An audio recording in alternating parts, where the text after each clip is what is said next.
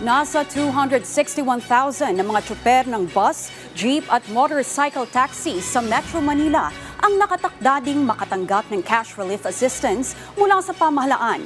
Yan ang ipinagbigay alam ng palasyo sa isang press briefing na ginanap sa Mandaue City sa Cebu. Alamin po natin yan sa sentro ng balita ni Jessie Atienza ng PTV Cebu. Jessie?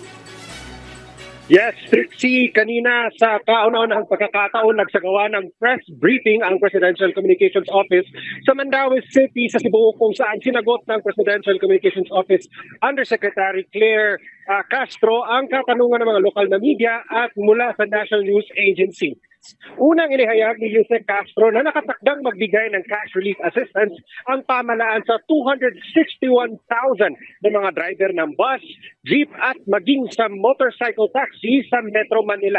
Ayon kay Yusek Castro, after Holy Week, sisimula naman ang pagbibigay ng fuel subsidy sa labas naman ng Metro Manila. Inaayos na lang ang mga dokumento, records ng mga beneficiaries na pinafile sa ngayon ng DSWD, DOTR at LTFRB. Magbibigay naman ang pamahalaan ng 10 kilos of rice every other month for the entire year to the middle class workers at maging sa mga vulnerable families sa pamamagitan ng local government support fund. Ang Department of Agriculture naman ay maglalabas din ng 3,000 pesos na fuel subsidy para sa mga magsasaka.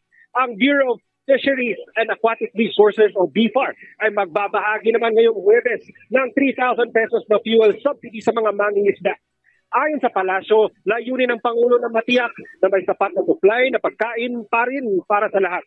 Sa pagtataya ng pamahalaan, nasa 26,000 na mga magsasaka at mangingisda ang makikinabang sa fuel subsidy. May karagdagang 2,000 pesos naman para sa mga farmers at mangingisda mula naman sa Presidential Assistance for Farmers and Fisherfolks Program.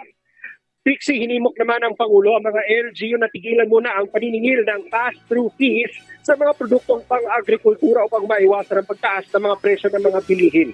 Yan muna ang mga huling balita mula dito sa Cebu. Balik sa inyo dyan sa studio. Trixie. Maraming salamat, Jessie Atienza.